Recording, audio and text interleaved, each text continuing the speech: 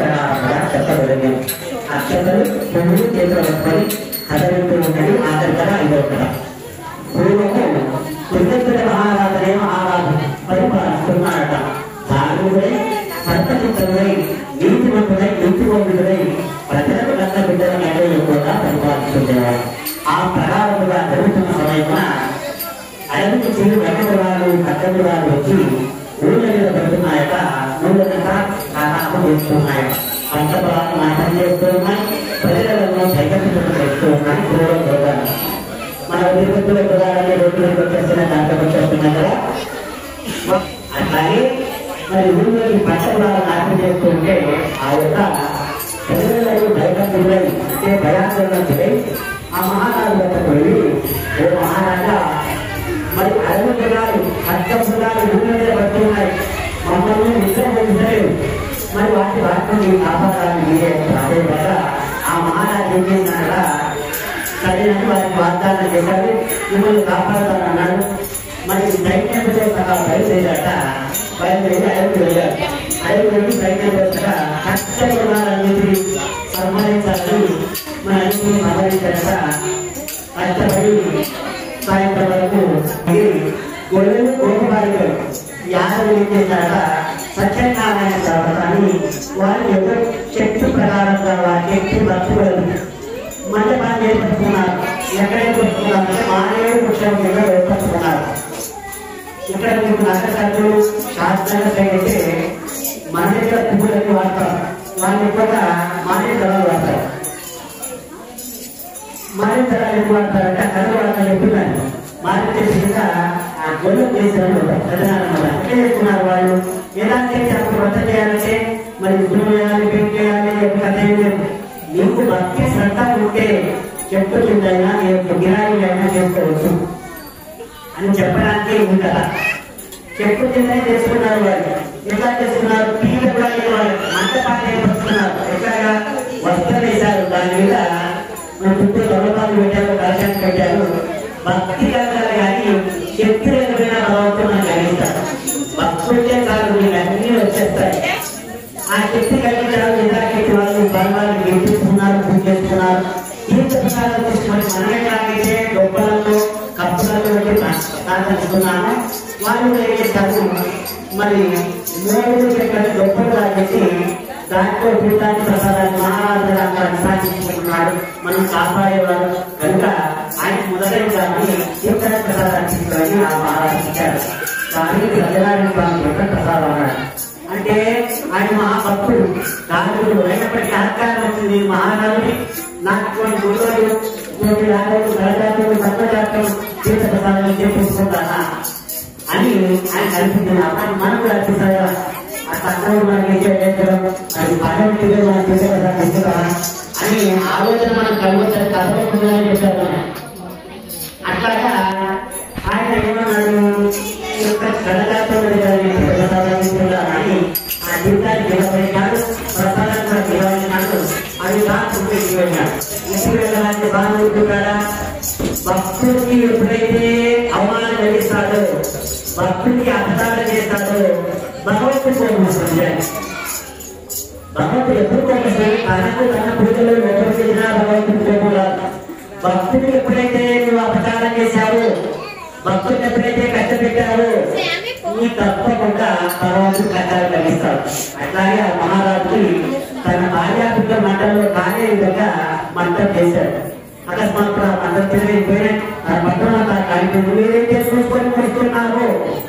నీ భార్యాపిల్లలు 100 మంది కుమారులు అంటే పెద్ద రాజ్యం అంట, పెద్ద అంతఃపురము, పెద్ద పెద్ద భవనాలు అవన్నీ చూసుకొని కూర్చాడు. మీరైతే చూసిన వాళ్ళంతా మంటల్లో దాచేసే సంకల్పాలని భగవంతుడు మంటలు దాచేశారట. దాచేయగానే ఏమైనా భయపడ్డాడని ఎవరైతే నాకు సపోర్ట్గా ఉన్నారనుకున్నారో నా సపోర్ట్ నా భార్య పిల్లలు అదంతా శూన్యమైపోయి భగవంతాన్ని ఏం తప్పు చేసింది నాకు ఎదుర్కొంటానని పరమాత్మని పరాత్మని నాకు నిజంగా ఎదురు చేశాను. భార్య పిల్లలు మంటలు ఎదుగుతాను బాధపడుతున్నప్పుడు ఆకాశవాణి నుంచి వినిపిస్తాడు. ఏమని నీకు అంత బాగా చెప్తాను, నీకు అవసరం లేదు. ఎప్పుడైతే తప్పు చేస్తావో నీ లోపల నుంచే ఆత్మ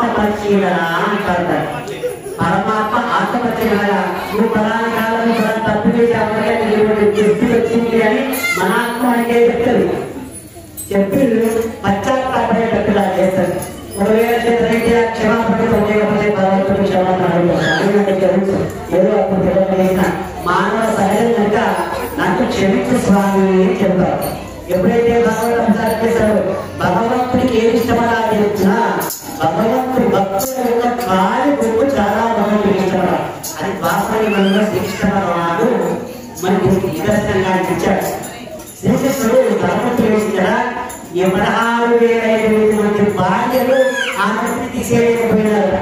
రాజ్యమంతా తీసేయలేకపోయినారు. ఏ మంత్రులు వాడారు, ఎన్నో మంత్రులు వాడారు, రకరకాల మంత్రులు రాజ్యాలను తీసుకొచ్చి పెట్టారు. ఆయన తొంభైకి మొదలైన తీర్చుకోవాలి. ఎట్లా పోతున్నాయా అంటే అంత అలంకారం పేర్చారు. మంత్రులు అంతా పోయినారు, భార్యలు పోయినారు. మేము జన్మపెట్ట పూరాన్ని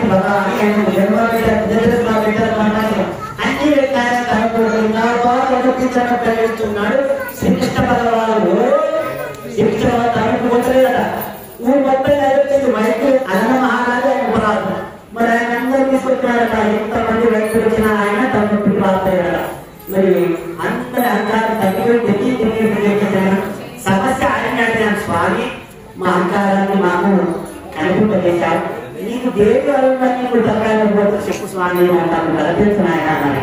భక్తుడు అంటే కాలుకుంటే ఏదైతే ఉందో భక్తులు దేవాలయ కాలుకులు అది ముక్కితే ఆ గుప్పు నా తగ్గిసి పెట్టండి, అప్పుడు నా తగ్గ ఆ కథని నేను జాగ్రత్త అవడానికి కూడా ఎప్పుడు అయ్యారు అయ్యారు మీరు జరిగినప్పుడు మీరు జాగ్రత్త అవసరం లేదు. కానీ జాగ్రత్త అవకాశం అవసరం మరి ఆయన చంద్రశేఖర్ ఉంటాడు. కానీ మేమంతా ఉన్నాను జాగ్రత్త పట్టలు వెళ్తాడు. పట్టలు వెళ్తే మరి పట్టలో ఏం చేస్తావా పట్ట అన్నా. అట్లా పట్టాల్సిన అవసరం వచ్చినా కానీ కట్టుకుంటారా ఎక్కడ భగవంతుడి దగ్గర.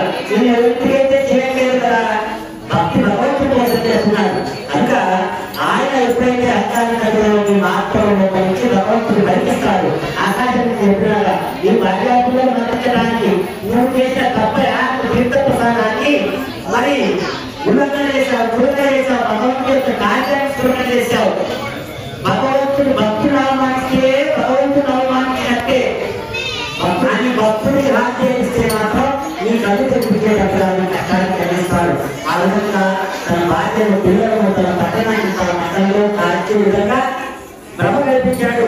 కల్పించడానికి క్షమించు, నీకు నీ కథను తీర్థానికి ప్రసాదానికి ఉల్లంఘన చేసినందుకు ఎటువంటి కష్టాలు కలిగిస్తున్నావా వారిని తప్పకుండా ప్రసాదం చేస్తారని చెప్పి అప్పటికప్పుడు బయలుదేరి అడవికి వెళ్ళి మండపాన్ని చేసుకుని సత్యనారాయణ స్వామి వ్రతాన్ని భక్తి శ్రద్ధతో చేసుకున్నాడట మహారాజు.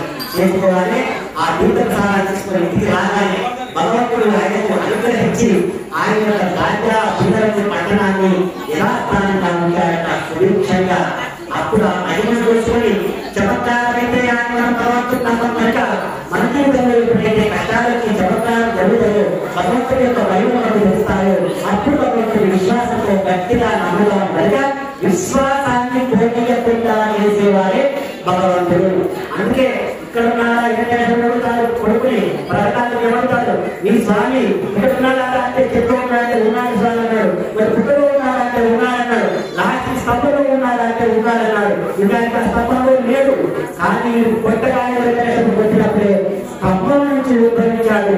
ప్రహ్లాదుని కోరిక మేరకు స్తంభంలో ఉన్నాడు భగవంతుడు.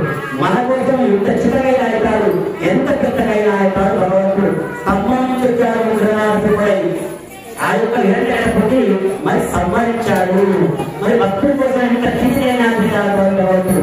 అందుకని భగవత్ సేవ భాగవత అపచారం చేయకూడదు, భగవంతుడి సేవ చేసే వారిని అవమానించకూడదు, కష్టపెట్టకూడదు అని చెప్పేది కథలో మర్మం. ఆ యొక్క మహారాజు కూడా కష్టపెట్టకుండా భగవంతుడి యొక్క ధనాన్ని చేసినందుకు ఆయన రాజ్యాన్ని కూర్చొని చూసి సంతోషపడి అధికారులు ఆయన ఏ మాట వరకుండా సత్యనారాయణ చేసుకుంటూ సామూహికంగా పరిమితులు చేస్తూ తన భక్తుల కూడా చేస్తూ ఆయన కూడా చేస్తూ ఎవరో కుటుంబాన్ని భగవంతుడు ఎందుకు ప్రార్థించాడ.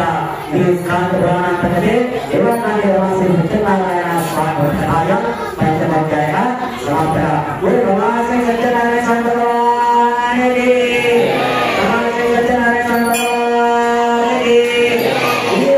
సత్యనారాయణ స్వామి